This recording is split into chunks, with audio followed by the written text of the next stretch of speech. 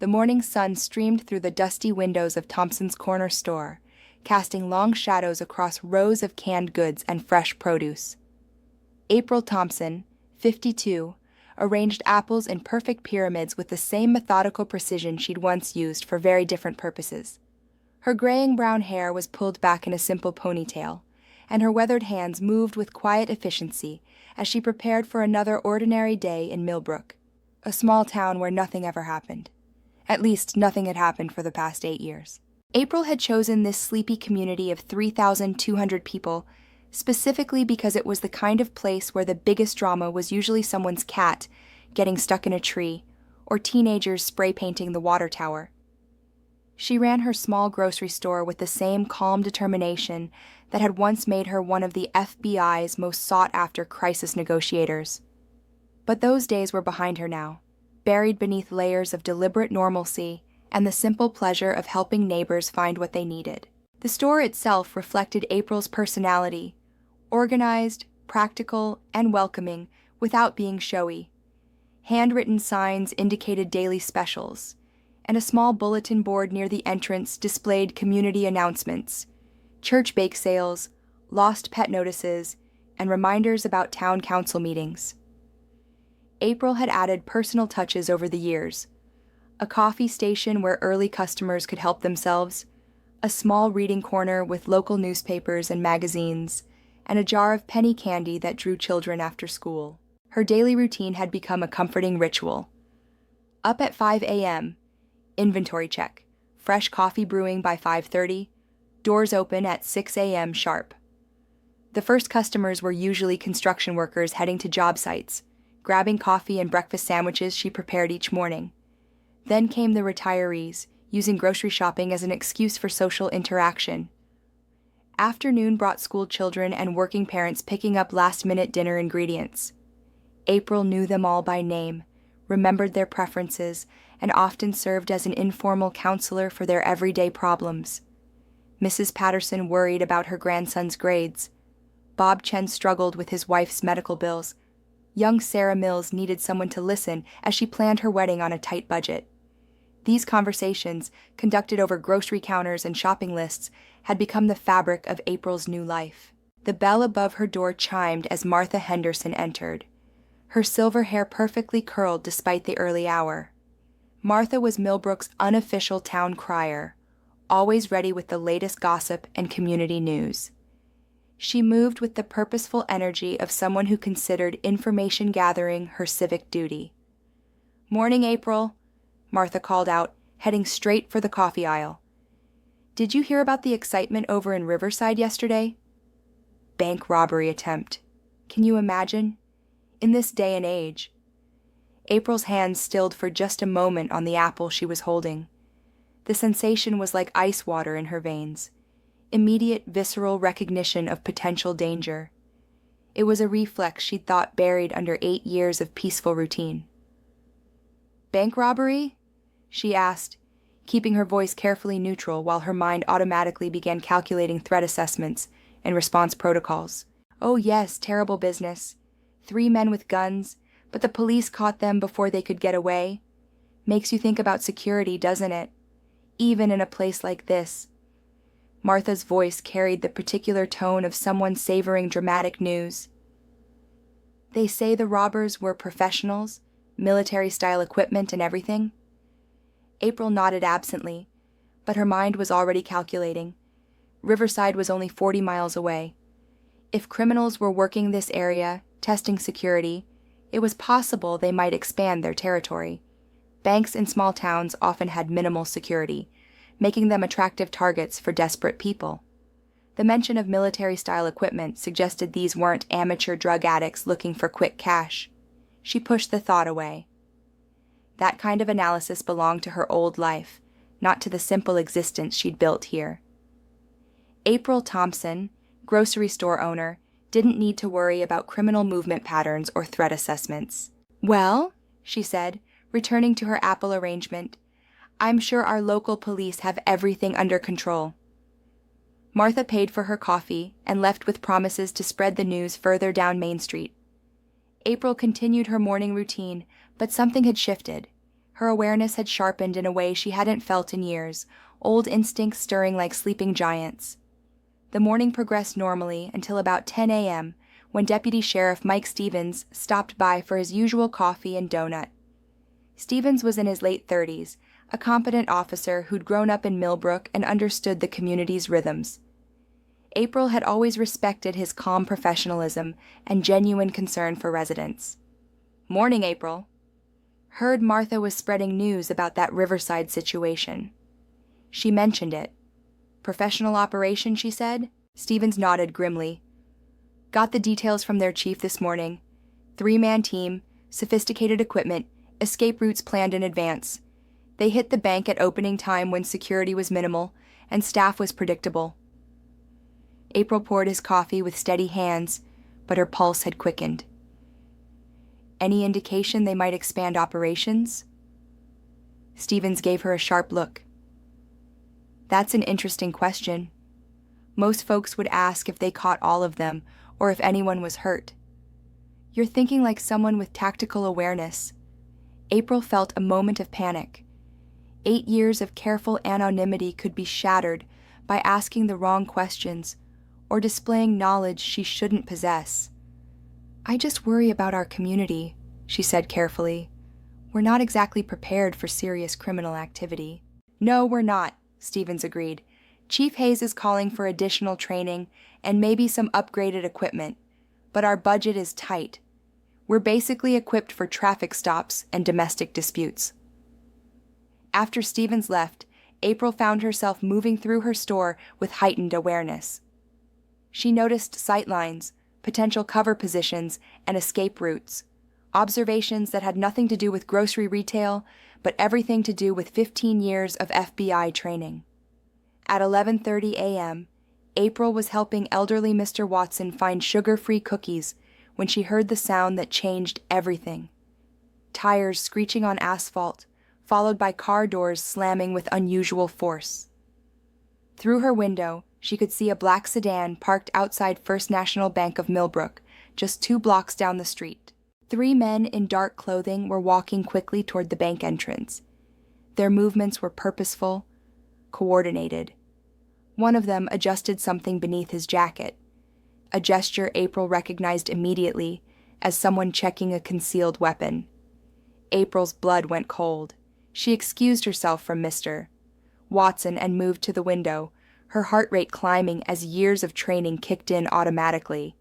The men had positioned themselves strategically around the bank entrance. One remained outside as a lookout, while the other 2 disappeared inside. Their movements showed military precision, tactical awareness, and professional coordination. This wasn't a coincidence. This wasn't paranoia. This was happening. Through her window, April could see additional movement that civilians would miss, but trained observers would recognize immediately. More vehicles were positioned at strategic points around the town center. A van sat in the parking lot behind the post office with a clear view of police station access routes.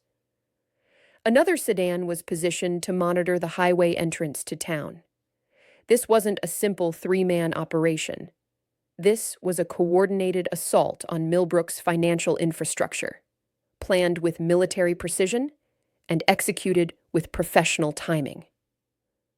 April reached for her phone to call 911, but stopped when she saw movement across the street. A 4th individual had emerged from the hardware store, speaking into a radio device while surveying the town center with professional awareness. Her trained eye counted at least 6 people now positioned around the bank and surrounding buildings. She dialed 911 with trembling fingers.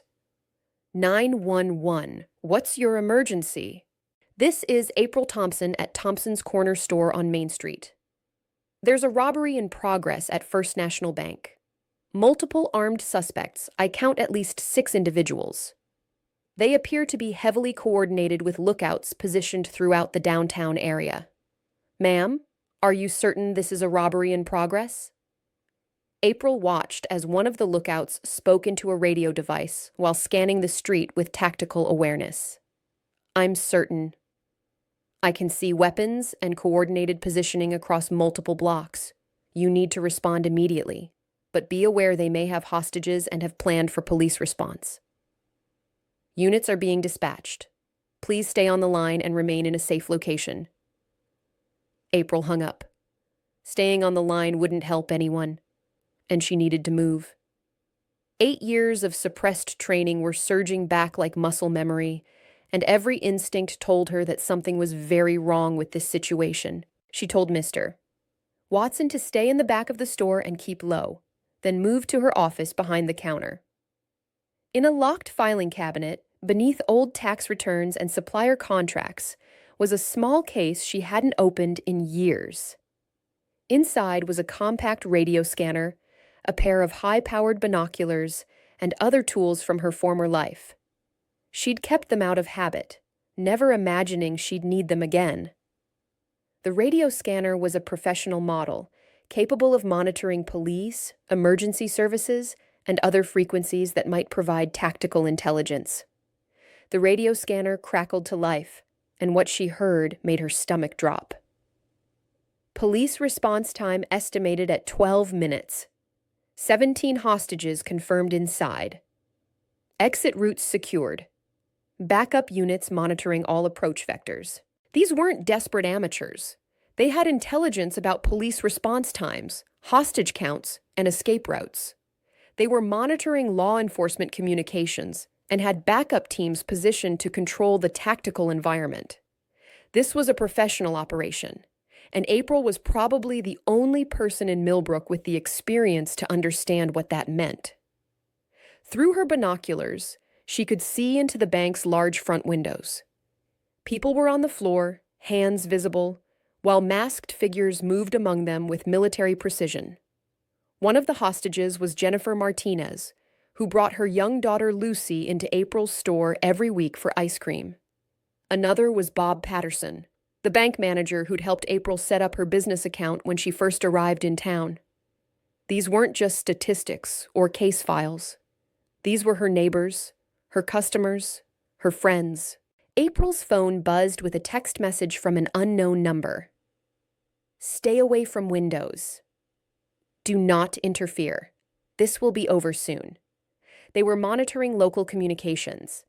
They knew who she was, or at least suspected someone in the area might pose a threat. But if they really knew who she was, they wouldn't have sent a warning. They would have acted differently. That gave her an advantage, but it also meant the situation was more complex than a simple bank robbery. April moved to her store's back room and quickly changed into dark jeans and a black sweater. She clipped a small tactical flashlight to her belt and pocketed her cell phone. From her emergency kit, she took a first aid supply and a small mirror that could be used for reconnaissance. She wasn't planning to be a hero. She was planning to do what she'd done for 15 years: assess the situation, gather intelligence, and find a way to save lives. The back door of her store opened onto an alley that connected to the maze of service roads behind Millbrook's Main Street. April knew every inch of this town after 8 years, including the maintenance tunnels beneath the bank that connected to the old steam heating system. She'd explored them during her first year in town, when she was still adjusting to civilian life and needed solitary spaces to think. Those tunnels could provide access to the bank's basement, which connected to the main floor through a utility closet near the vault. As she moved through the alley, April's mind shifted into the tactical mode she'd thought was gone forever. She analyzed sightlines, escape routes, and potential complications. The hostage takers had positioned themselves well, but their setup was designed to prevent escape and handle police response. They weren't expecting infiltration from someone with her specific skill set. The tunnel access was hidden behind a rusted grate in the alley behind Peterson's hardware store. April used a multi-tool to remove the bolts and slipped into the narrow maintenance space below street level. The tunnels were dark and musty, filled with decades of accumulated dust and the ghost of old heating systems. April used her flashlight sparingly, moving by memory and instinct toward the bank's foundation. The confined space brought back memories of other infiltrations, other missions where success depended on moving unseen through hostile territory. Above her, she could hear muffled voices and the occasional sound of movement. She was directly beneath the bank now, and every sound could provide valuable intelligence about the situation upstairs. Through the building's old ventilation system, fragments of conversation reached her. Police are setting up a perimeter. Negotiator should be here in 20 minutes. Stick to the timeline. Target confirmed in location. 20 minutes. That meant local law enforcement had called for specialist support, probably from the state police or FBI. But 20 minutes was a lifetime in a hostage situation, especially if something went wrong. The mention of a target suggested this operation had a specific objective beyond simple robbery. April found the utility closet access and carefully tested the door. It was unlocked, opening into a small space filled with cleaning supplies and maintenance equipment. Through the thin wall, she could hear voices more clearly now. She pressed her ear to the wall and listened. 17 people, all secured in the main area. Bank manager has the vault codes. Extraction in 45 minutes. Thompson confirmed at corner store. April's blood froze. They knew her name. They knew her location. This wasn't a coincidence. This wasn't a simple robbery. 45 minutes was too long for a cash grab. They were after something specific in the vault, something that required time to access and remove. But more importantly, they were tracking her specifically. April's phone vibrated with another text. April Thompson. Former FBI crisis negotiator. We know who you are. Do not interfere, or the hostages will suffer. Her blood ran cold. They didn't just suspect, they knew exactly who she was. Which meant this wasn't random, and Millbrook wasn't chosen by accident. But if they knew her identity, why hadn't they neutralized her as a threat? Why send warnings instead of taking action?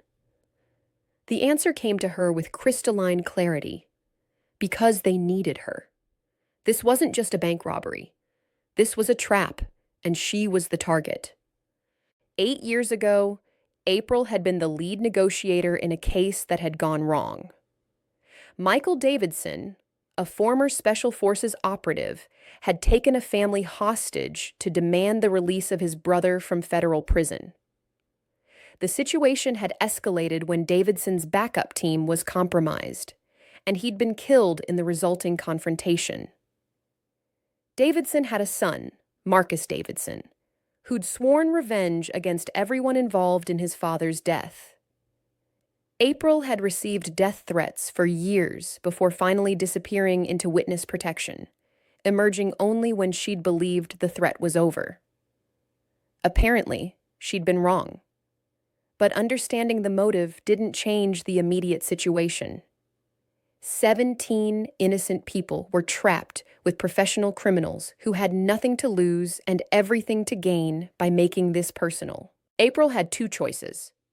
Run and call for federal backup, which would take hours to arrive, or use her skills to end this situation before it could escalate into something worse. She thought about Jennifer Martinez and her daughter Lucy, about Bob Patterson, who'd given her a chance when other banks had been suspicious of a new resident with minimal credit history, about all the neighbors who'd made her feel welcome in a community she'd never expected to call home. The choice was actually simple. April opened her phone and composed a text message to the number that had been contacting her. Michael Davidson's son. This is about the Phoenix incident 8 years ago. What do you want? The response came within seconds. Justice for my father. You destroyed my family. Your father chose his path. The hostages are innocent. So was my father's family before you tore it apart. You have 30 minutes to surrender yourself, or the hostages start dying. April closed her eyes and took a deep breath. 8 years of peace were ending, but she'd known this day might come. In her heart, She'd never really stopped being a negotiator. She'd just been waiting for a situation that required her skills. She typed her response. "I'm coming in. Give me 5 minutes to reach the front door. Release the hostages when I arrive. You come in unarmed and alone. The hostages are insurance until this is over." April pocketed her phone and began moving toward the utility closet exit. But she wasn't planning to surrender. She was planning to do what she'd always done: buy time, gather intelligence, and find a way to save everyone, including herself. The main floor of the bank was a study in controlled chaos when April emerged from the utility closet near the vault. 6 armed men in tactical gear had 17 hostages positioned in the center of the room, far from windows and exits. They moved with military precision, communicating through hand signals and short radio bursts. April had approached through the building's back entrance, using a service hallway that employees used to access the break room and administrative offices. Her phone had buzzed with continuous updates from the hostage takers, tracking her movement through the building with an accuracy that suggested electronic surveillance. "April Thompson," a voice called from the main floor as she approached. "Step into the open area with your hands visible." She complied, moving slowly into the bank's central space. The hostages looked up at her with expressions ranging from confusion to hope to fear. They didn't understand why someone would voluntarily enter this situation. The man who appeared to be the leader removed his mask, revealing a face that was unmistakably related to Michael Davidson. Marcus Davidson was in his early 30s, with the same intense green eyes and military bearing that had made his father so formidable. But where Michael had carried the weariness of a veteran, Marcus burned with the focused intensity of someone driven by purpose. 8 years, he said, his voice steady but filled with controlled anger. 8 years I've been planning this moment. April kept her hands visible and her voice calm. "Marcus, your father was a good soldier who made bad choices. These people had nothing to do with what happened in Phoenix." "These people are here because of you," Marcus replied. "You chose to hide in their community. You made them part of your story." April glanced around the room, noting the positioning of the armed men and the placement of the hostages. 2 exits were covered, communications were being jammed, and the tactical setup suggested extensive planning and military training. This wasn't the work of amateurs seeking quick money. "What's your end game here, Marcus? Kill me in front of 17 witnesses? That doesn't bring your father back. My father died because you convinced him his brother would be released if he surrendered. You lied to him." April felt the familiar weight of old guilt, but she pushed it aside. "I negotiated in good faith. The decision to breach was made by tactical command, not by me.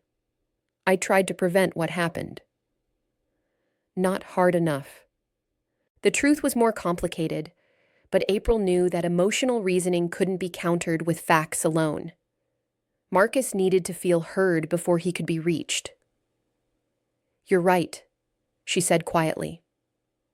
"I failed your father. I failed your family.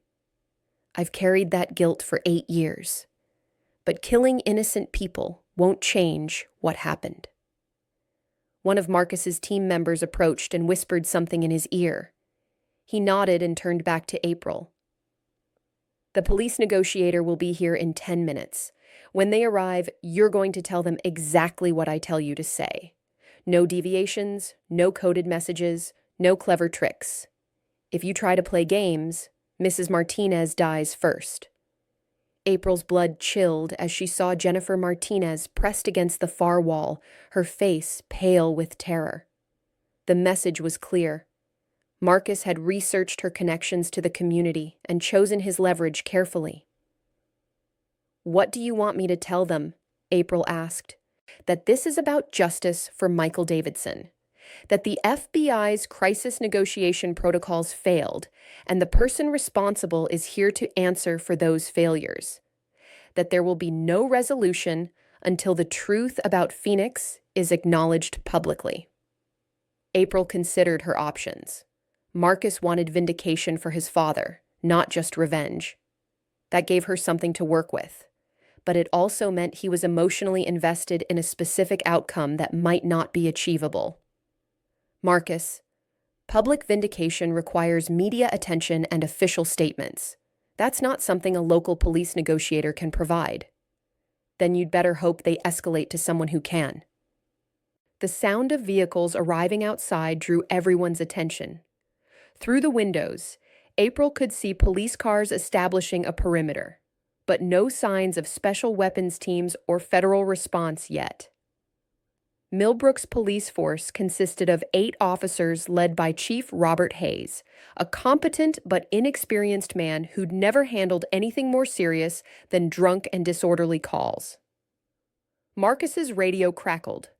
Local units only so far. No federal presence detected. They'll call for backup, April said. This situation is beyond local capabilities. I'm counting on it. When the FBI arrives, they'll want to talk to you, and you're going to tell them exactly why they're responsible for what's happening here. April's phone buzzed with an incoming call. Marcus nodded permission for her to answer.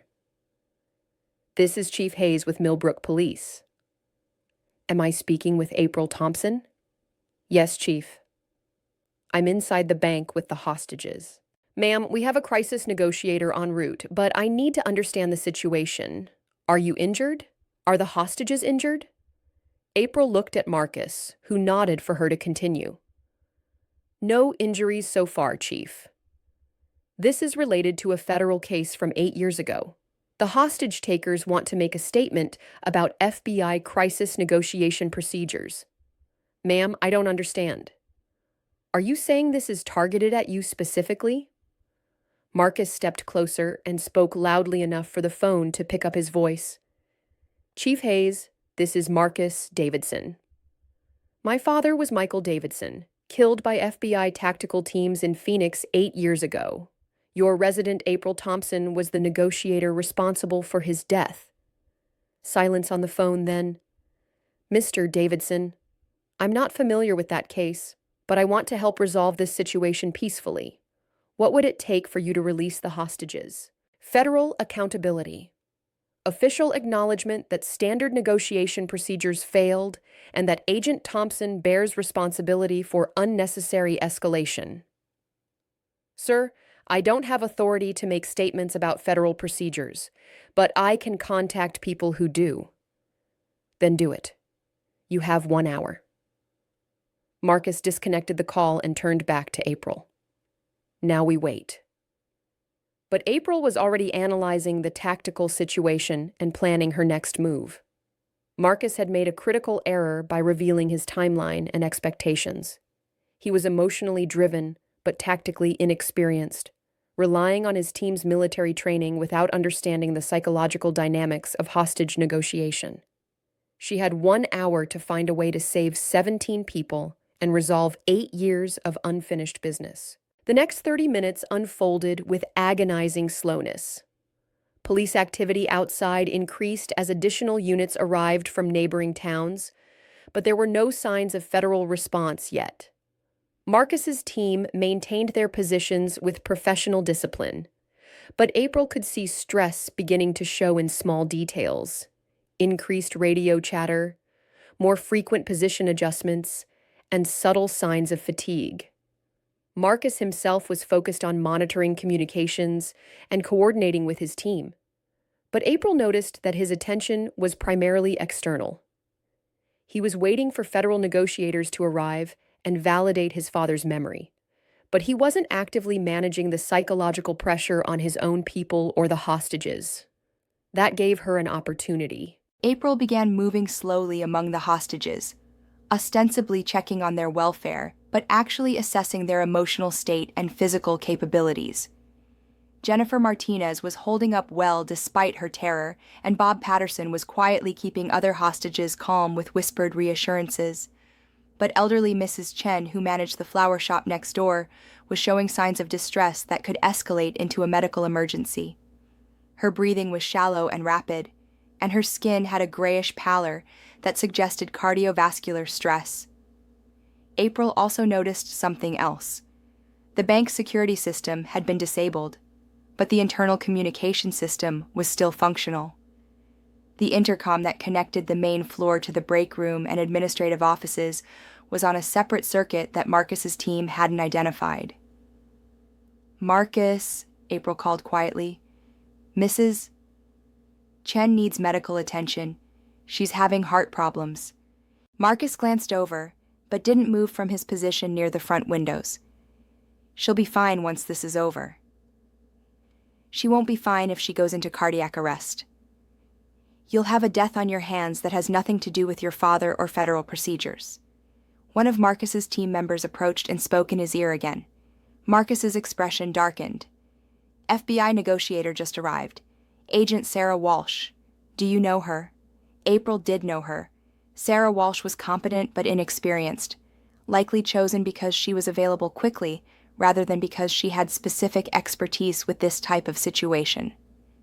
"She's good," April said diplomatically, "but she's not familiar with the Phoenix case." "Then you'll have to educate her." April's phone rang. Marcus nodded permission. "This is Agent Walsh with the FBI. Ms. Thompson, I understand you're involved in this situation. Can you give me an assessment of the hostages' condition?" 17 hostages. No injuries so far, but one elderly woman is showing signs of cardiac distress. The hostage takers are led by Marcus Davidson, son of Michael Davidson, from the Phoenix incident 8 years ago. "I'm not familiar with that case, but I've requested files." "What are the demands?" April looked at Marcus, who gestured for her to continue. "Official federal acknowledgement that crisis negotiation procedures failed in the Phoenix case, and that the lead negotiator bears responsibility for unnecessary escalation that resulted in Michael Davidson's death." "Miss Thompson, that's a very specific demand that would require high-level authorization. I need to understand the tactical situation first. How many hostage takers? What weapons? What's their emotional state?" April weighed her response carefully. Too much tactical intelligence might prompt a breach that could get people killed. Too little might leave Walsh unprepared for complications. 6 individuals, well-trained, well-equipped, military precision. The leader is emotionally controlled, but deeply committed to his objective. This isn't about money or escape. It's about vindication. "Copy that. I need to make some calls. Can you maintain status quo for 30 minutes? "I'll try." After ending the call, April approached Marcus directly. "Agent Walsh needs time to contact federal officials who can address your demands, but Mrs. Chen's condition is deteriorating. Let me help her." Marcus studied April for a long moment, then nodded. "Stay where I can see you." April knelt beside Mrs. Chen and quietly checked her pulse and breathing. The older woman's heart rate was irregular and rapid, suggesting stress-induced arrhythmia that could become dangerous quickly.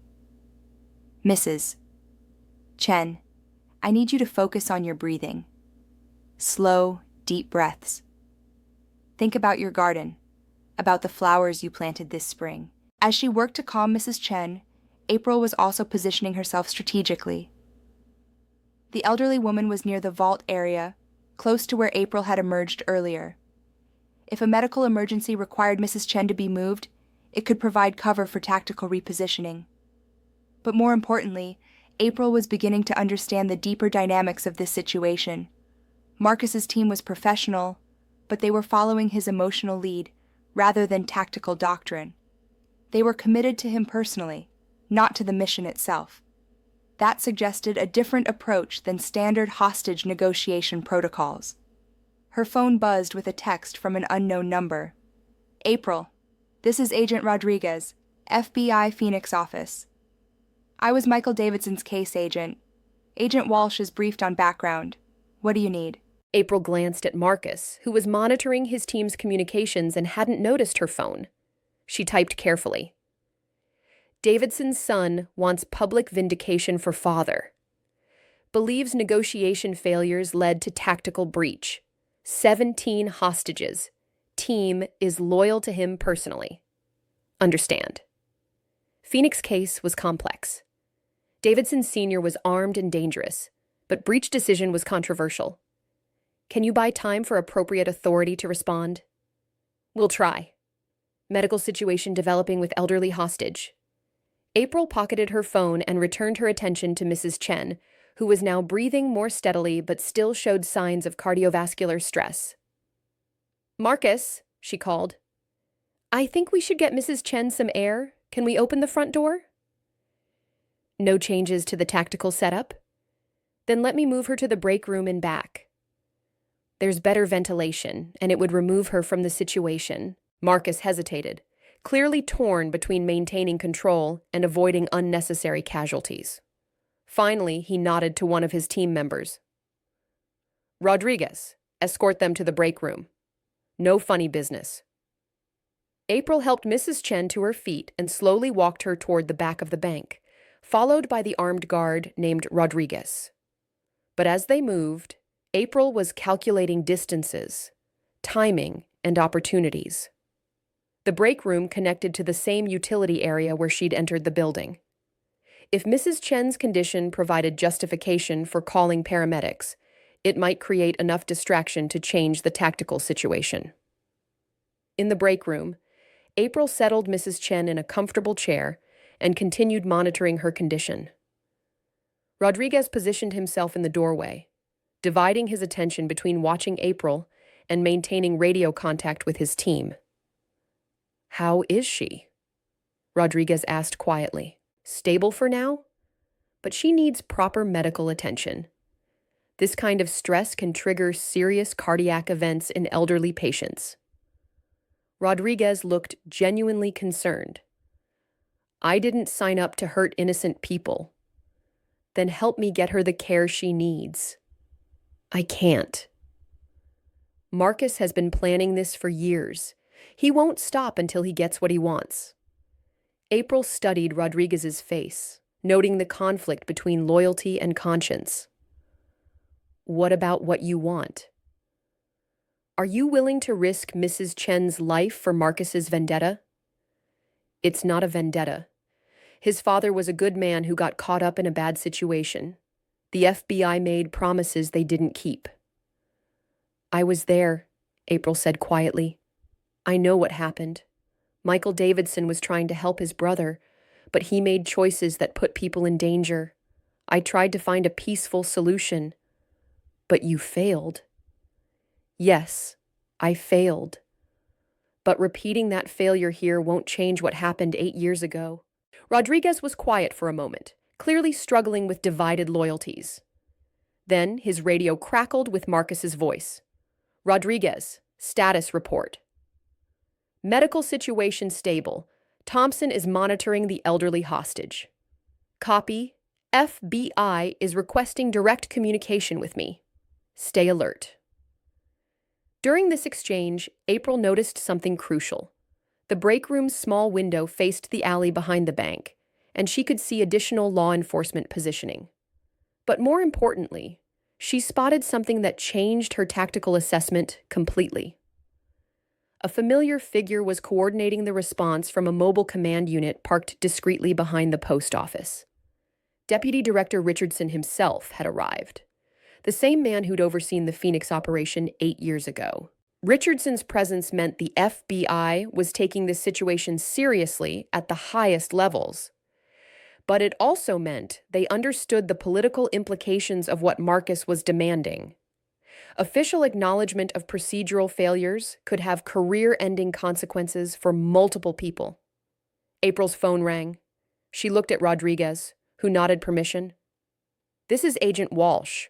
Miss Thompson, I have Deputy Director Richardson on the line from the command post. He's familiar with the Phoenix case and has authority to address Mr.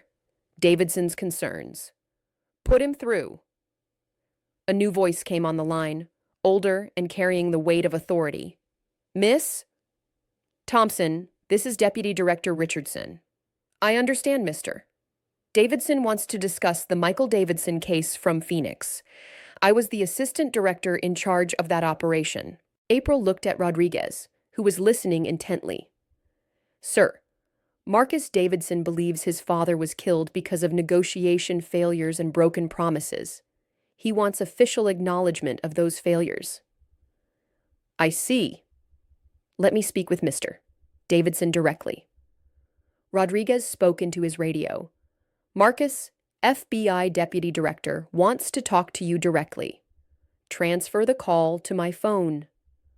Rodriguez provided Marcus's number, and Agent Walsh coordinated the transfer. As the call connected, April heard Marcus's voice through Rodriguez's radio. Deputy Director Richardson. Do you remember my father? I remember the entire operation, Mr. Davidson. Your father was a decorated veteran who made some difficult choices. I want to discuss this situation without putting innocent people at risk.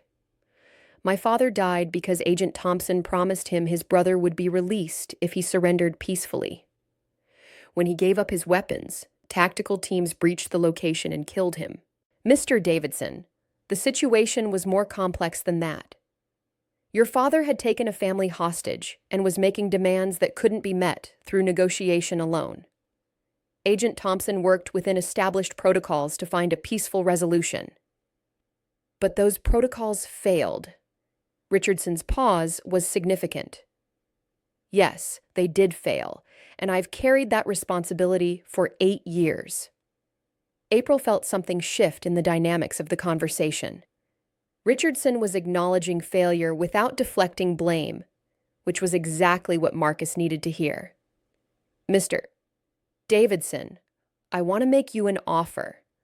Release the hostages unharmed, and I'll convene an official review of the Phoenix case with full media access. We'll examine every decision, every protocol, and every outcome. If errors were made, they'll be acknowledged publicly. And Agent Thompson? Agent Thompson will participate fully in that review. If she bears responsibility for procedural failures, that will be part of the official record.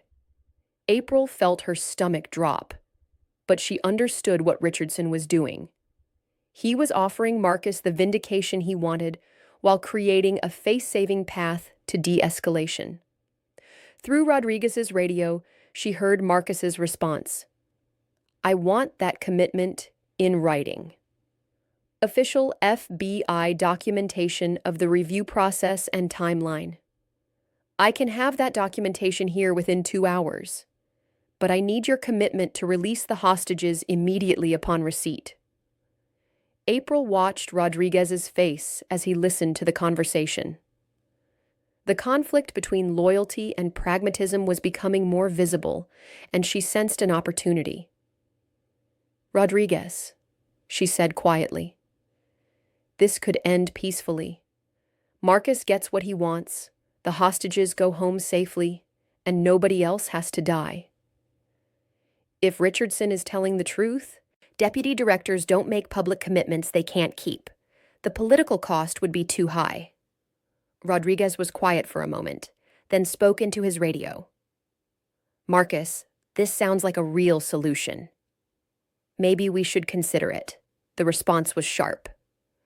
Rodriguez, maintain your position and follow orders. We stick to the plan until I have documentation in hand. But April had heard something in Marcus's voice. A slight softening that suggested Richardson's approach was working.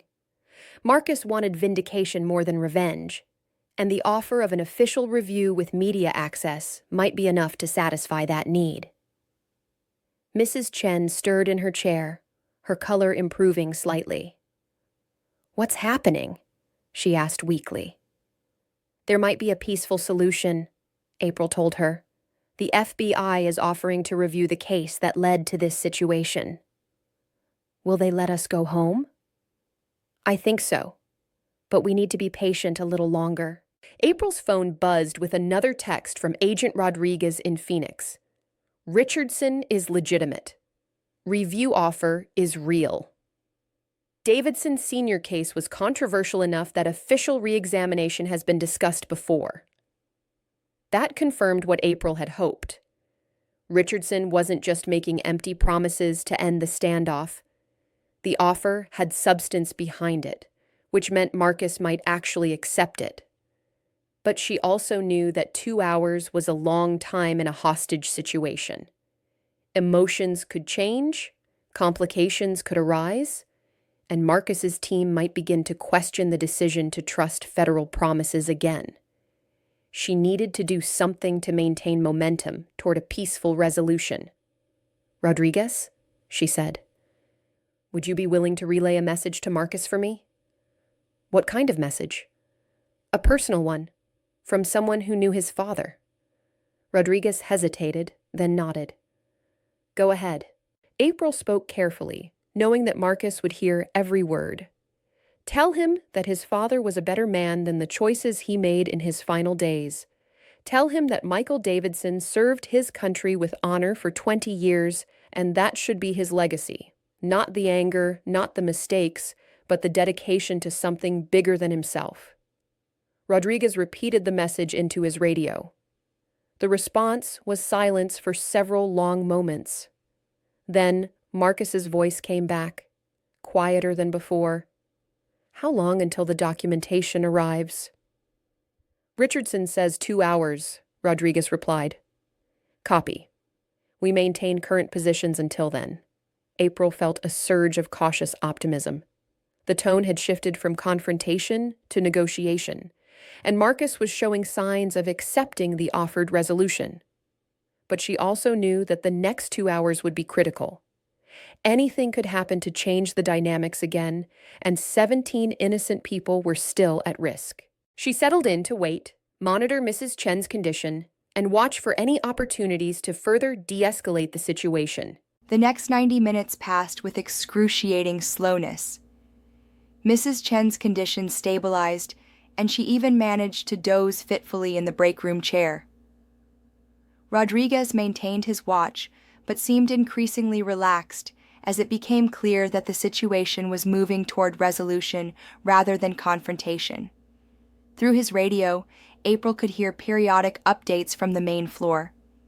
The other hostages were being allowed to sit more comfortably, and Marcus's team had shifted from high-alert tactical positions to more relaxed security postures. FBI negotiators outside were coordinating the preparation and delivery of the requested documentation. During this waiting period, April learned more about Rodriguez and the other team members. They were all former military, recruited by Marcus over the past 2 years through veteran support networks and shared grievances against federal agencies. None of them were criminals in the traditional sense. They were soldiers who felt betrayed by the system they'd served. "Marcus saved my life," Rodriguez told her quietly during one of their conversations. "Not literally, but after I got back from Afghanistan, I was drinking myself to death. VA wouldn't help, couldn't find work, felt like the country had forgotten about us. Marcus found me in a homeless shelter and gave me purpose again." April understood. She'd seen it before. Veterans struggling with transition, feeling abandoned by institutions they'd trusted with their lives.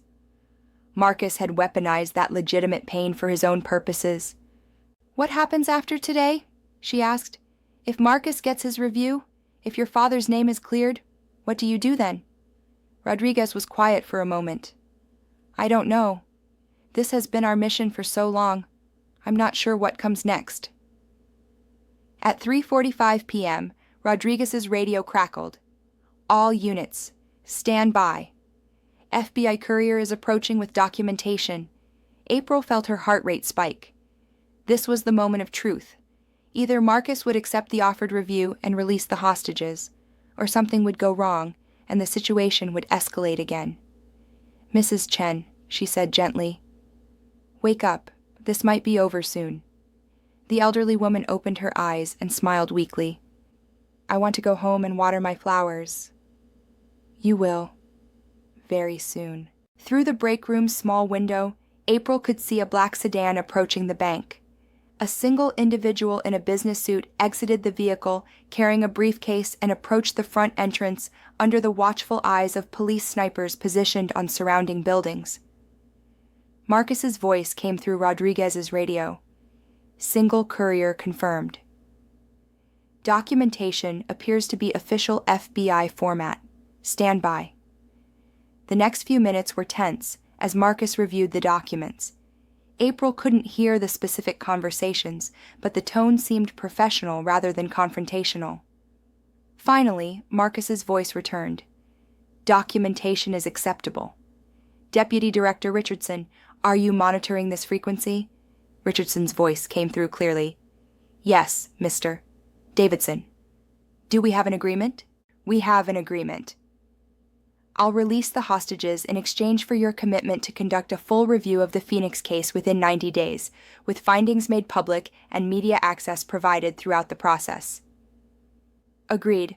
How do you want to handle the release? Hostages will exit through the front door in groups of 5. My team and I will remain inside until all civilians are clear. Then we'll surrender our weapons and exit with hands visible. Copy that. Emergency medical personnel are standing by for anyone who needs attention. April felt tears of relief threatening to overwhelm her professional composure.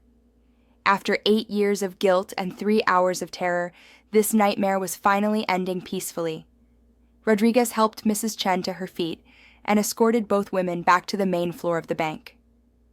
The other hostages were already organizing themselves into groups for release, with Jennifer Martinez and Bob Patterson helping to coordinate the process. Marcus approached April as the first group prepared to exit. His mask was off, and she could see the complex emotions playing across his face: relief, exhaustion, and something that might have been gratitude. Agent Thompson, he said quietly, I want you to know that this wasn't personal. It was about justice for my father. I understand, April replied. And I want you to know that I never stopped believing your father was a good man who made difficult choices in an impossible situation. What happened in Phoenix was a tragedy for everyone involved. Marcus nodded slowly. The review will help people understand what really happened. Yes, it will, and maybe it will help both of us find some peace. The first group of hostages exited through the front door to cheers from the crowd of emergency responders and relieved family members gathered outside. Jennifer Martinez was in the second group, and April watched through the windows as she was reunited with her husband and daughter. Mrs. Chen was in the third group, walking slowly but steadily with Bob Patterson's assistance. April felt a surge of satisfaction seeing the elderly woman safely delivered to the paramedics who would monitor her condition. By 4:30 p.m., all 17 hostages had been released without injury. Marcus's team methodically placed their weapons on the floor and exited with their hands visible, surrendering to federal agents who processed them with professional efficiency. Marcus was the last to leave. As he prepared to exit, he turned back to April one final time. Agent Thompson, I hope the review brings you some closure too. Thank you, Marcus. And I hope it helps you understand that your father's legacy isn't defined by his worst day. After Marcus left, April found herself alone in the bank for the first time in nearly 4 hours. The silence was overwhelming after the tension and constant activity. She sat in one of the customer chairs and simply breathed, letting the reality of what had just happened settle over her. Agent Walsh entered a few minutes later, followed by Deputy Director Richardson, who had flown in from Washington to personally oversee the resolution. Miss Thompson, Richardson said, I want to thank you for your role in ending this peacefully. Your presence and expertise were crucial. I just did what needed to be done, April replied. The important thing is that everyone went home safely. About the review, Richardson continued, I want you to know that it will be conducted fairly and professionally. If mistakes were made in Phoenix, they'll be acknowledged. But I also want to ensure that your exemplary 15-year career is properly represented. April considered this carefully. The review would mean reliving the worst failure of her professional life, but it would also provide an opportunity to set the record straight about what had really happened in Phoenix. "I'll cooperate fully," she said. "The families of everyone involved deserve to know the truth." Richardson nodded. "The review will begin next month. In the meantime, I hope you'll consider returning to active duty. The Bureau needs experienced negotiators, and what you accomplished here today demonstrates that your skills are as sharp as ever." April smiled, but shook her head. "Thank you, but no. I found something here in Millbrook that I didn't expect, a sense of community and purpose that doesn't require a badge. I'm needed here." The corner store? The corner store, yes, but also the people who depend on it. Mrs. Chen needs someone to check on her recovery. Jennifer Martinez needs to know her daughter can buy ice cream safely. Bob Patterson needs a friend who understands that heroes come in all shapes and sizes. Richardson looked puzzled. "You're choosing to stock shelves instead of saving lives?" "I'm choosing to be part of a community instead of moving from crisis to crisis. Sometimes the most important work happens in the quiet moments between emergencies." Agent Walsh, who had been silent during this exchange, spoke up. "With respect, sir, I think Miss Thompson understands something about service that took me years to learn. Being useful isn't always about being indispensable." Richardson nodded slowly. "I suppose I can understand that, but the offer remains open if you change your mind." Community response. As the federal agents left and the crime scene teams finished their work, April walked back to her store through streets that looked exactly the same but felt completely different. Word of her role in resolving the crisis had spread through Millbrook's informal communication networks, and small groups of people stood talking on street corners, processing what had happened in their quiet town. The transformation was immediate and visible. Neighbors who had known April for 8 years as the quiet shopkeeper were seeing her with completely new eyes. Some approached with obvious questions they were too polite to ask directly. Others maintained respectful distance, uncertain how to process this revelation about someone they'd thought they knew. At Thompson's corner store, April found a crowd gathered outside. Jennifer Martinez was there with her husband and daughter Lucy. Bob Patterson stood talking with other bank employees who had heard about the situation. Mrs. Chen sat in a lawn chair someone had brought for her, still looking tired but smiling as neighbors fussed over her condition. When April approached, the crowd turned toward her with expressions of gratitude, curiosity, and something approaching awe. But it was Lucy Martinez who spoke first, running up to April with the fearless directness of a 7-year-old. "Miss April, Mommy says you saved everyone at the bank. Are you a superhero?" April knelt down to Lucy's eye level, considering how to answer. "No, sweetheart. I'm just someone who used to have a different job that taught me how to help in scary situations." "What kind of job?" "I used to talk to people who were angry or scared and help them find better ways to solve their problems." Lucy nodded seriously. "Like a teacher, but for grown-ups?" "Exactly like that." Jennifer Martinez approached with tears in her eyes. "April, I don't know how to thank you. When I saw you walk into that bank, I thought you were crazy, but you saved all of us." "I did what anyone would do," April replied, standing up. "I had skills that were useful in that situation." Bob Patterson stepped forward from the crowd. "April, we all owe you more than we can ever repay.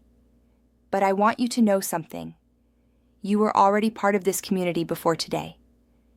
What happened at the bank just showed everyone what some of us already knew. You're someone we can count on." Over the next hour, April listened to neighbors express their gratitude and share their own perspectives on what had happened. Many admitted they'd been curious about her background, noting her quiet competence and occasional flashes of skills that seemed beyond what her current job required. Martha Henderson, still Millbrook's unofficial news broadcaster, summed up the community's feelings. "We always knew there was more to you than met the eye, dear. We just didn't know how much more." Personal reckoning. As the crowd gradually dispersed and normal evening routines resumed, April reopened her store. The familiar ritual of straightening shelves and organizing inventory felt grounding after the intensity of the day. Around 7 p.m., as she was preparing to close, Chief Hayes knocked on her door. "April, do you have a few minutes?" She let him in and poured 2 cups of coffee from the pot she always kept running. "Hell of a day," Hayes said, settling into the chair she kept for customers who wanted to chat. "Indeed it was. I've been a cop for 22 years, mostly traffic stops and domestic disputes. Never dealt with anything like this. I want you to know that if you hadn't been there, if you hadn't known how to handle the situation—" He shook his head.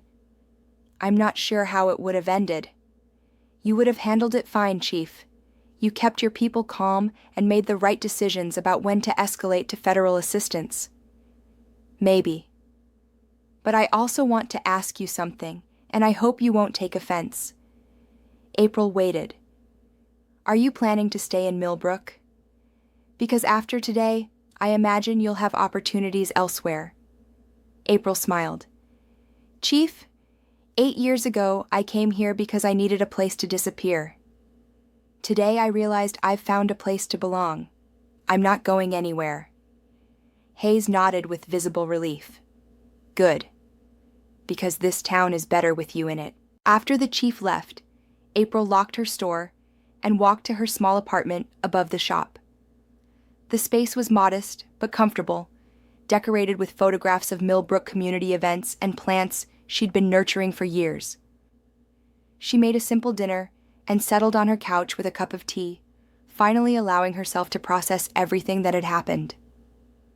The terror of seeing her neighbors threatened, the satisfaction of putting old skills to new purpose, the complex emotions of confronting Marcus Davidson and the ghost of his father. But most of all, she felt a deep sense of rightness about the choices she'd made, both 8 years ago when she'd chosen to disappear, and today when she'd chosen to act. Her phone rang. The caller ID showed Agent Rodriguez from Phoenix. "April, I wanted to check on you after today. That was incredible work." "Thank you, Rodriguez. It felt good to be useful in that way again. Listen, I know Richardson offered you a return to active duty. I hope you'll consider it. The Bureau needs people with your instincts and experience." April walked to her window and looked out at Main Street, where the evening light was fading and porch lights were beginning to come on. Somewhere in those houses, 17 people were having dinner with their families because the day had ended peacefully. "I appreciate the offer," she said, "but I've found my calling here. Sometimes the most important negotiations happen over a grocery counter, helping someone decide what they can afford for dinner or listening to their worries about their grandchildren.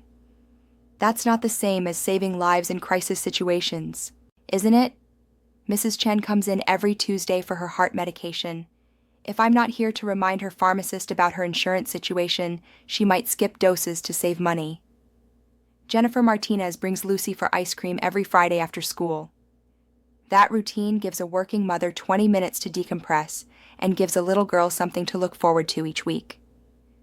April paused, organizing her thoughts.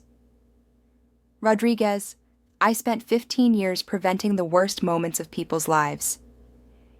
Now I get to be part of the ordinary moments that make life worth living. Both are important, but this is where I belong." After ending the call, April made one more decision. She opened her laptop and began writing. To the Millbrook community, today brought unexpected challenges to our town, but it also demonstrated something I've observed over the past 8 years. This community takes care of its own. Many of you have asked about my background and how I knew how to help in today's situation. The simple answer is that I used to work for the FBI as a crisis negotiator. I came to Millbrook 8 years ago looking for a quiet place to start over, and instead, I found a home. What happened today reminded me that we all carry skills and experiences that can help our neighbors when they need it most. Mrs. Patterson's nursing background helps when someone gets hurt at community events. Bob's financial expertise guides families through difficult decisions. Martha's network of relationships ensures that no one faces problems alone. I want you to know that I plan to remain part of this community for as long as you'll have me. Thompson's Corner Store will continue operating as usual, providing groceries, conversation, and occasionally a friendly ear for anyone who needs it. Thank you for welcoming a stranger 8 years ago and making her part of your family. With gratitude, April Thompson. She printed copies of the letter and placed them in a stack by her cash register. Tomorrow, she would hand them out to anyone curious about the day's events. The wider impact. 3 days after the bank incident, April's story had spread far beyond Millbrook's borders. News outlets picked up the story of the former FBI negotiator who'd helped resolve a hostage crisis in her adopted hometown. But April refused all interview requests, preferring to let the facts speak for themselves. The story that emerged painted a picture of quiet heroism and community service that resonated with people across the country.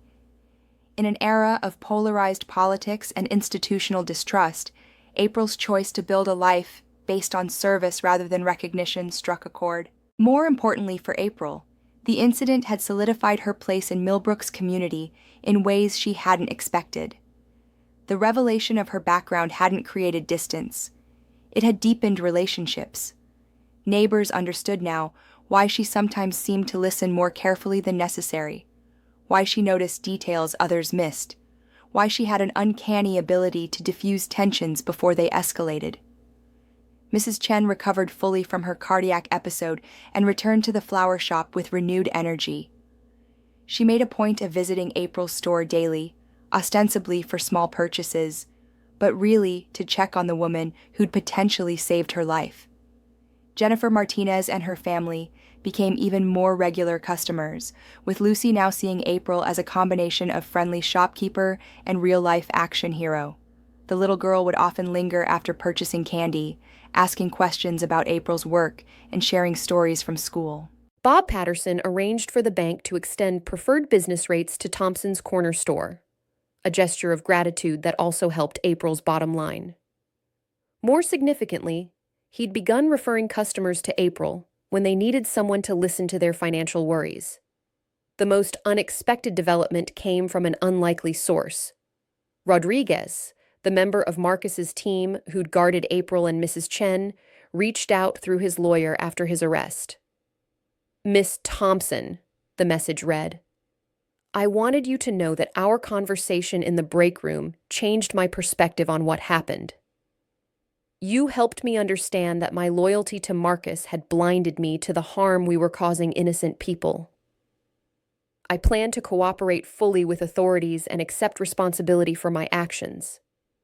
Thank you for treating me with dignity even in that situation." April was surprised to find herself moved by Rodriguez's message. It reminded her why she'd chosen negotiation over enforcement during her FBI career. The belief that most people, even those who made terrible choices, retained the capacity for growth and redemption. 6 weeks after the Millbrook incident, the promised review of the Phoenix case began. April traveled to Washington to participate in a process that was more thorough and transparent than she'd expected.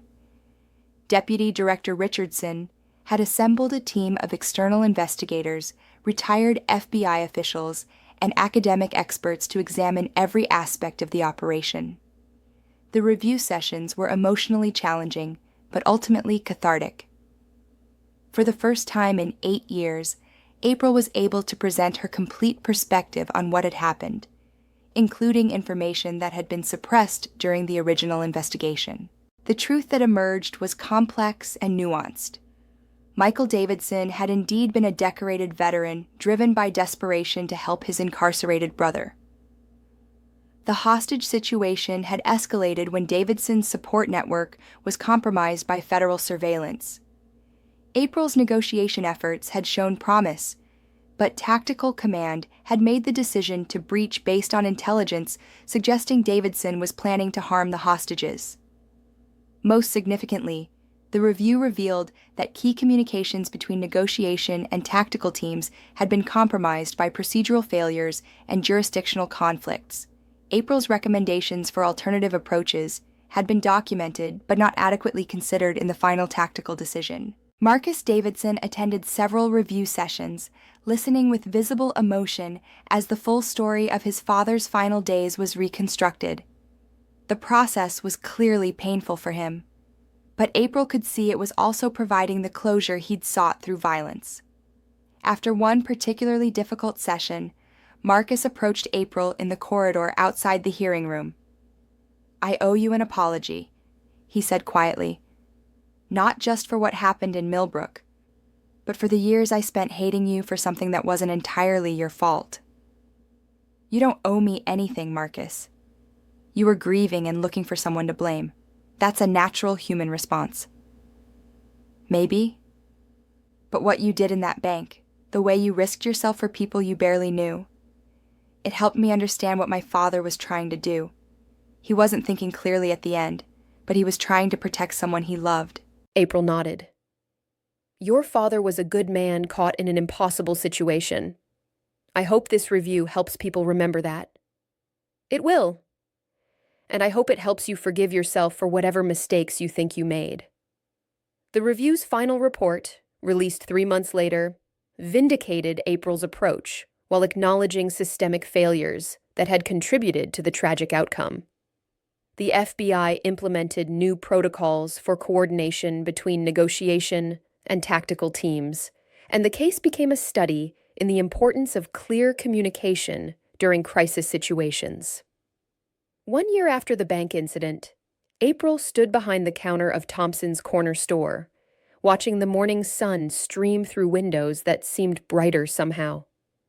The store had expanded slightly, adding a small cafe area where customers could enjoy coffee and conversation.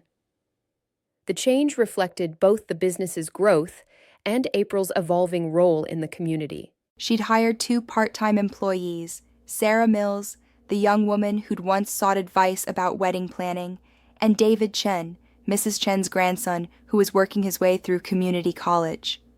Both had proven to be excellent additions, sharing April's commitment to customer service and community engagement.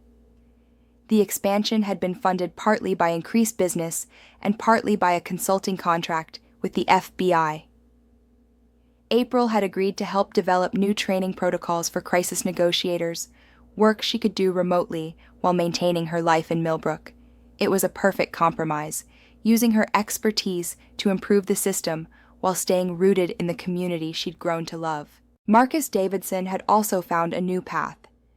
After serving a reduced sentence in exchange for his cooperation with federal investigators, he'd established a nonprofit organization focused on supporting veterans struggling with transition to civilian life. The work was challenging but meaningful, providing Marcus with the sense of purpose he'd sought through violence. He'd visited Millbrook once, ostensibly to apologize to the community, but really to see the place where his quest for revenge had been transformed into something more constructive. April had shown him around town, introducing him to some of the people whose lives had been affected by his actions. The experience had been emotional for both of them, but ultimately healing. "I understand now why you chose this place," Marcus had told her as they stood outside the bank, where it had all happened. "There's something here that you can't find in cities or careers, a sense of being part of something larger than yourself." April had nodded. "That's exactly what I found here. And it's what I almost lost, because I was so focused on running from my past that I forgot about building a future." The conversation with Marcus had crystallized something April had been feeling for months. She'd spent 8 years hiding from her identity as April Thompson, FBI crisis negotiator, but she discovered something more valuable: her identity as April Thompson, community member. The two identities weren't mutually exclusive. Her FBI experience informed her work in the store, helping her recognize when customers were struggling with more than financial problems.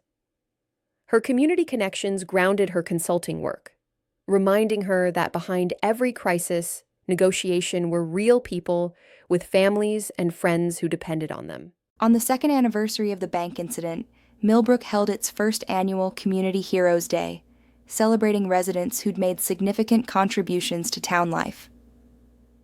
April was surprised to find herself among the honorees, not for the bank incident, but for 8 years of quiet service to her neighbors. The ceremony was held in the town square, with speeches from local officials and presentations recognizing various forms of community service. When April's name was called, she approached the podium with characteristic humility. "Thank you for this honor," she began, "but I want to clarify something. What happened at the bank 2 years ago wasn't heroism. It was simply using skills I'd learned in my previous career to help people I care about. The real heroism happens every day, in small acts of kindness and service that don't make headlines." She gestured toward the crowd. "Mrs. Patterson volunteers at the food bank every week. Bob Chen tutors struggling students after work. Martha Henderson organizes clothing drives for families in need. David's grandmother tends the community garden that feeds dozens of families. These are the heroes who make Millbrook special." The response was enthusiastic applause, but April wasn't finished. "2 years ago, I learned something important about community and belonging.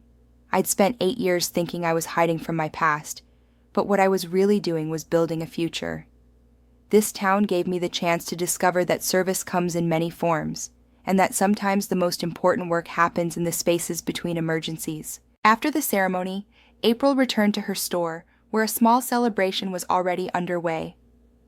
Customers and neighbors had gathered to share cake and coffee, turning the recognition into a community event. Lucy Martinez, now 9 years old, presented April with a hand-drawn card showing a woman standing behind a store counter with the words, "My hero," written in careful script. As the evening wound down and the last visitors left, April found herself alone in her store, surrounded by the comfortable clutter of daily commerce.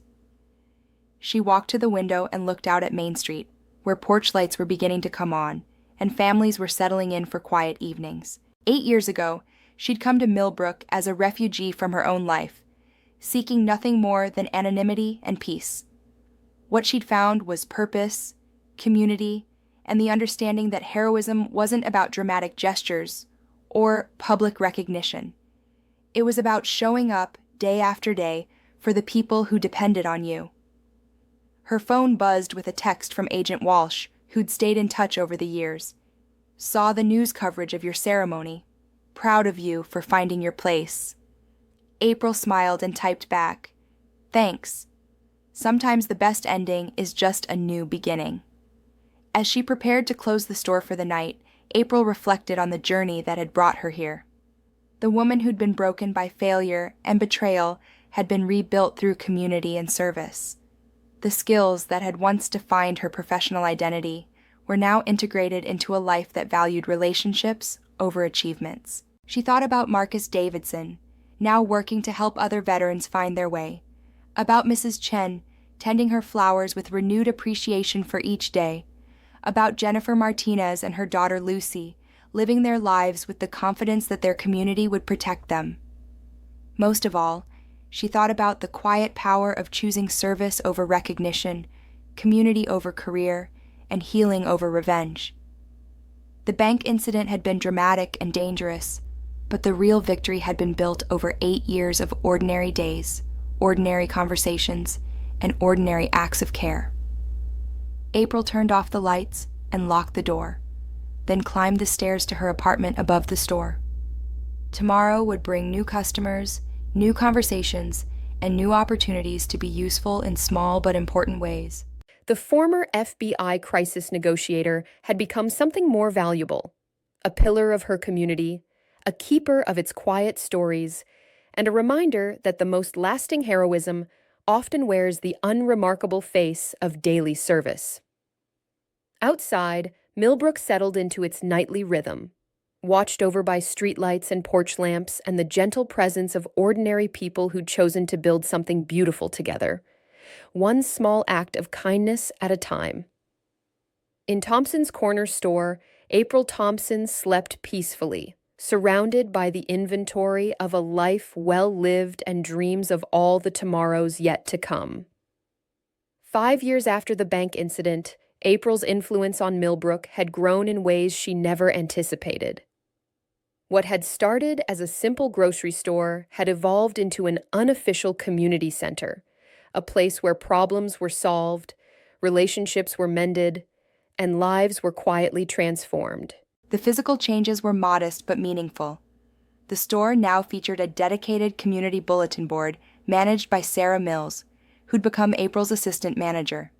A small lending library occupied one corner, stocked with books donated by residents and carefully curated by April's growing understanding of her customers' interests.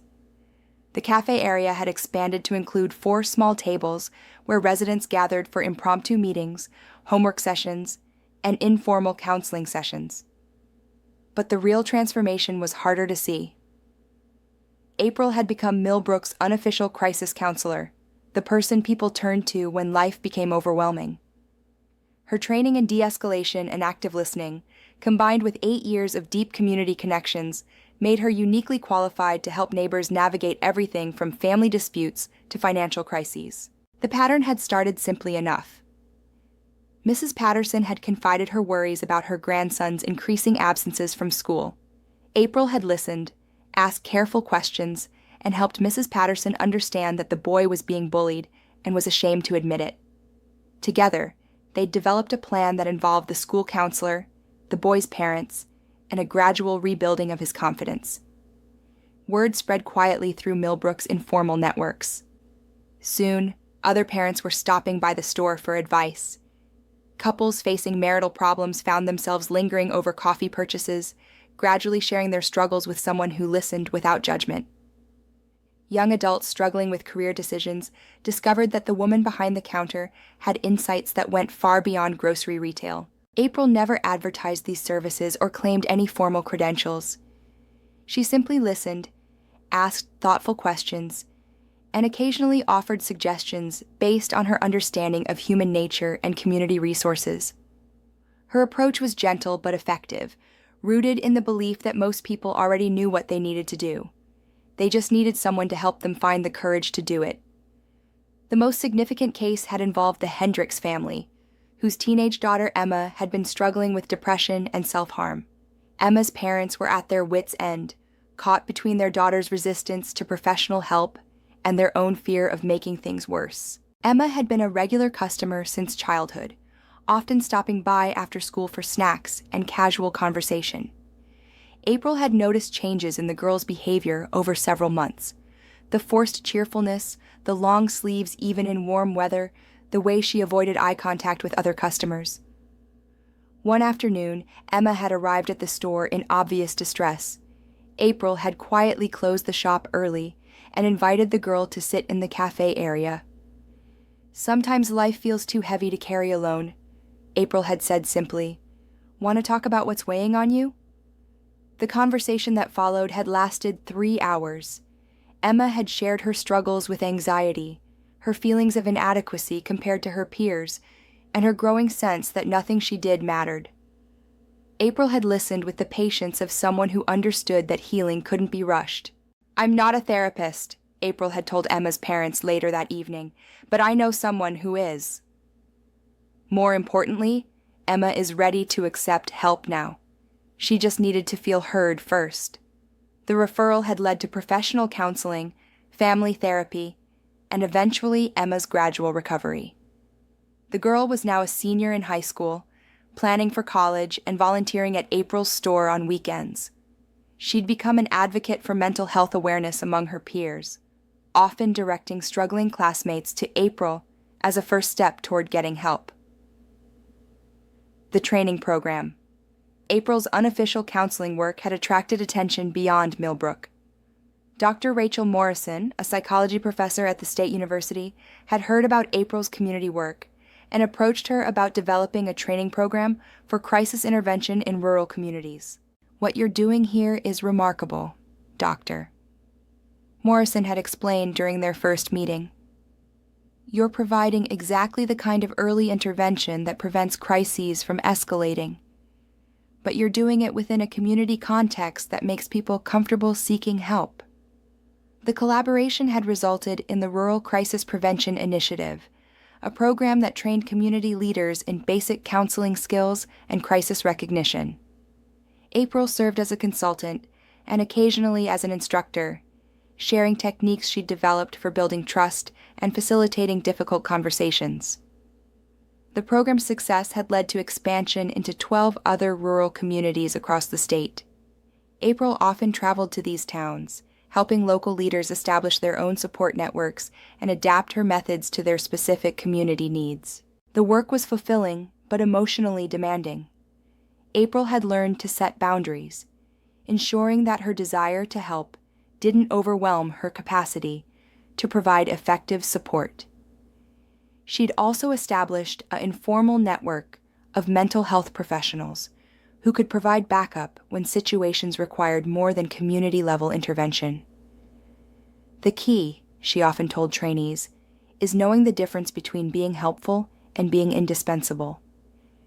Your job is to connect people with the resources they need, not to become the resource they depend on. Marcus Davidson had become an unexpected ally in April's community work. His nonprofit organization, Second Chances Veteran Services, had partnered with the Rural Crisis Prevention Initiative to provide specialized support for former military personnel struggling with civilian transition. Marcus had visited Millbrook several times over the years, initially as part of his own healing process, but increasingly as a colleague and friend. His experience with trauma and recovery brought a perspective that complemented April's crisis negotiation background. "We're both trying to prevent the same thing," Marcus had observed during one of their planning sessions. "You're trying to stop situations from becoming crises. I'm trying to stop people from becoming so desperate that they create crises." Their partnership had deepened when Marcus had helped April counsel a young veteran named Tommy Walsh, who'd been struggling with PTSD and substance abuse after returning from deployment. Tommy had been resistant to traditional therapy, but had responded well to peer support from Marcus and practical assistance from April. The success of Tommy's recovery had led to a formal partnership between Second Chances and the Crisis Prevention Initiative. Veterans dealing with transition issues could now access both immediate community support and specialized military-focused counseling. 8 years ago, I thought the only way to honor my father was through revenge, Marcus had told April during a quiet moment at Tommy's 1-year sobriety celebration. Now I understand that the best way to honor anyone is by helping others avoid the pain that destroyed them. Not every intervention was successful. April had learned to accept that some people weren't ready for help, that some situations were beyond community-level resources, and that even the best intentions sometimes led to unintended consequences. The most difficult case had involved Jack Morrison, a middle-aged man whose drinking had escalated after losing his job at the lumber mill. Jack had been hostile to April's attempts to help, viewing her concern as interference and her suggestions as judgment. The situation had come to a head when Jack had attempted to drive home after drinking at the local bar. Deputy Stevens had intervened, but Jack had become combative and had to be arrested. During processing, he'd blamed April for turning the whole town against him and had threatened to shut her up permanently. The threat had been credible enough that Chief Hayes had assigned extra patrols to monitor the store, and April had temporarily moved in with the Martinez family while Jack was held for evaluation. The incident had shaken the community and forced April to confront the reality that not everyone appreciated her efforts to help.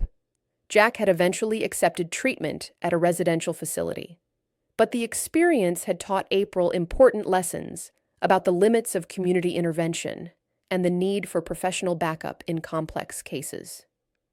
"You can't save everyone, doctor," Morrison had reminded her during a debriefing session. "But that doesn't mean you shouldn't try to save the ones you can." One of April's most rewarding developments had been watching young people in Millbrook develop their own helping skills. Emma Hendricks had become particularly adept at peer counseling, often serving as a bridge between struggling classmates and adult support. Lucy Martinez, now 15, had grown up watching April's work and had expressed interest in pursuing social work as a career. She'd begun volunteering at the store's homework help program, working with younger children who needed academic support and emotional encouragement. Miss April taught me that helping people isn't about having all the answers, Lucy had written in a school essay about community service. It's about caring enough to listen and knowing when to ask for help from people who do have answers. David Chen had also developed into a skilled community mediator, often helping resolve conflicts between neighbors or family members. His bilingual abilities and cultural sensitivity made him particularly effective with Millbrook's small but growing Latino population. The emergence of these young leaders had given April hope for the community's future. She'd begun formally mentoring them, sharing techniques for active listening, conflict resolution, and crisis recognition that she'd learned through years of experience. On quiet evenings, April often reflected on the unexpected trajectory her life had taken. The woman who'd once negotiated with international terrorists now spent her days helping teenagers work through romantic drama and elderly residents navigate Medicare paperwork. Both roles required similar skills: patience, empathy, and the ability to see past surface problems to underlying needs. The work was different from her FBI career in important ways. As a federal agent, she'd parachuted into crisis situations, resolved them with professional detachment, and moved on to the next case. As a community member, she was invested in long-term outcomes, watching people grow and change over years rather than hours. In the FBI, success was measured by whether the hostages survived, she'd told Dr. Morrison during one of their conversations. Here, success is measured by whether people thrive. It's a much higher standard, but also more rewarding. The personal cost had been significant at times. April had absorbed countless stories of trauma, loss, and struggle. She'd learned to practice self-care, establishing regular sessions with her own therapist and maintaining boundaries between her helping work and her personal life. But the rewards had been profound. She'd watched Emma Hendricks transform from a depressed teenager into a confident young woman. She'd seen Tommy Walsh rebuild his life after military service. She'd helped dozens of families navigate crises that could have destroyed them. Most importantly, she'd found a sense of purpose that integrated all aspects of her identity. The skills she'd developed as a crisis negotiator informed her community work, while her deep local connections grounded her understanding of how people actually lived and struggled. 7 years after the bank incident, April was restocking produce when a familiar figure entered her store. Agent Sarah Walsh, now promoted to supervisory special agent, looked older but carried herself with the same professional competence April remembered. "Agent Thompson," Walsh said with a slight smile. "Or should I say, Miss Thompson?" "Just April is fine. What brings you to Millbrook, Agent Walsh?" "Sarah, please." "I'm here on bureau business, but not the kind you might expect. We're studying your community intervention model for possible adoption in other rural areas." April gestured toward the cafe area, and they settled in for a conversation that lasted 2 hours. Walsh explained that the FBI had been tracking the success of April's crisis prevention work through reduced crime statistics, decreased emergency service calls, and improved community stability indicators. "What you've built here is exactly what law enforcement agencies need to support their work," Walsh explained. "Most crises that end up requiring federal intervention start as local problems that escalate because there aren't adequate support systems in place." The Bureau was interested in developing a formal program that would train community leaders in crisis prevention techniques, with April's model serving as the template. They were offering April a consulting position that would allow her to expand her work while maintaining her base in Millbrook. It would mean travel, Walsh acknowledged, but it would also mean helping communities across the country develop the kind of support networks you've built here. April considered the offer carefully. The work appealed to her, but she was cautious about commitments that might take her away from Millbrook for extended periods. "I'd need guarantees that Millbrook remains my priority," she said, finally. "This community took a chance on a stranger 8 years ago. I won't abandon them for career advancement." "We wouldn't ask you to. In fact, we think your continued presence here is essential to the program's credibility. Real community leadership can't be manufactured. It has to be earned through years of consistent service." April spent several days considering the FBI's offer, consulting with community members, and weighing the potential benefits against the risks. The deciding factor came during a conversation with Mrs. Chen, now in her 80s, but still sharp and insightful. "My dear," Mrs. Chen said as they shared tea in her flower shop, "you've given this community 8 years of your life. Perhaps it's time for this community to give something back to the world." The wisdom in those words resonated with April.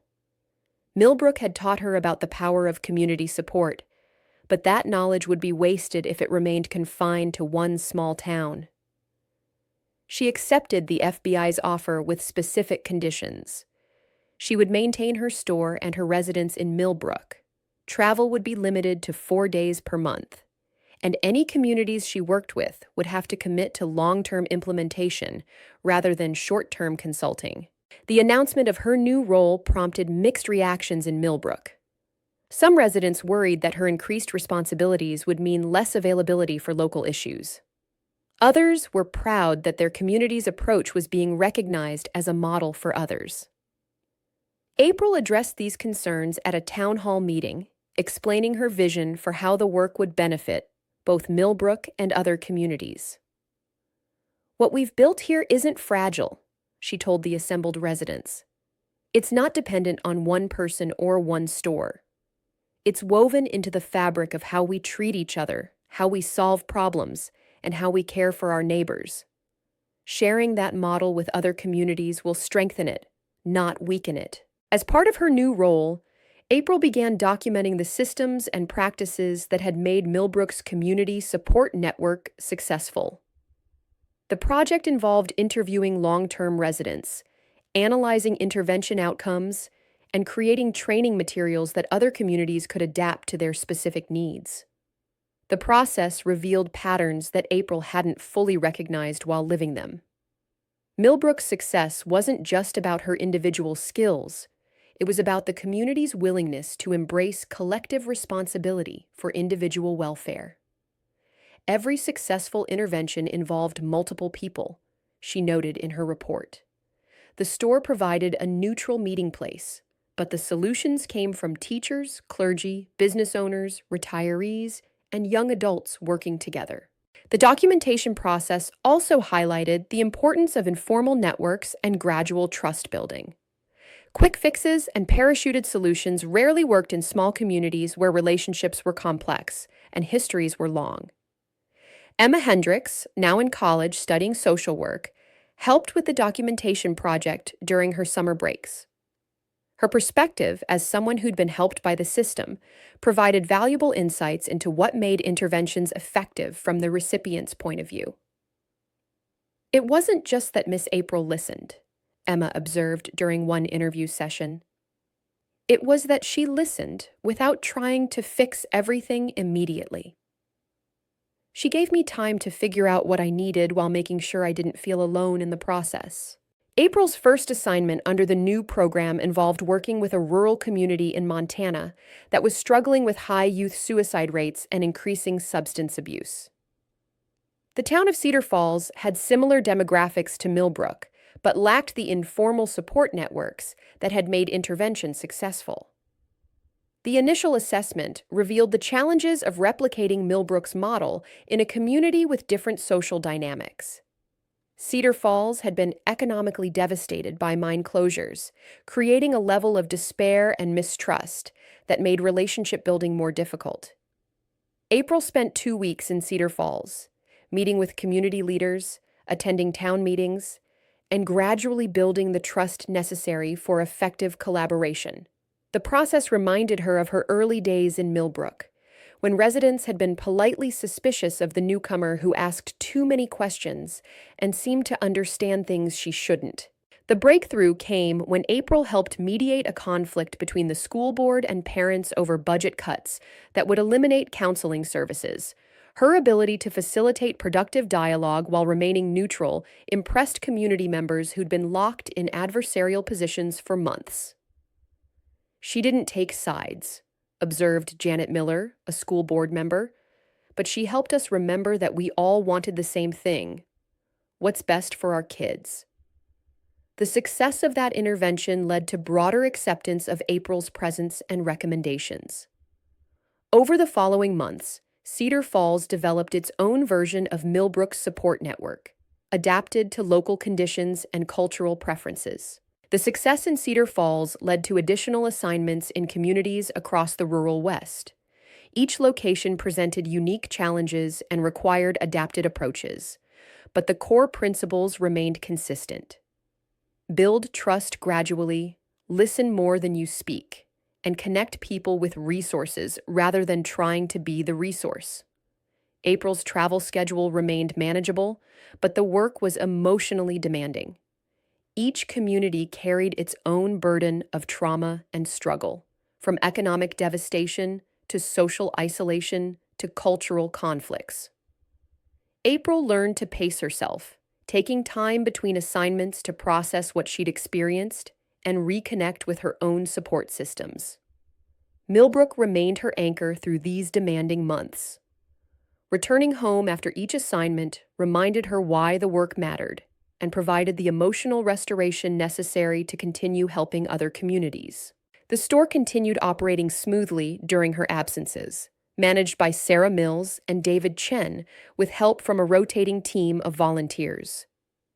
April had deliberately structured the business to function without her constant presence, reflecting her understanding that sustainable community support couldn't depend on single individuals.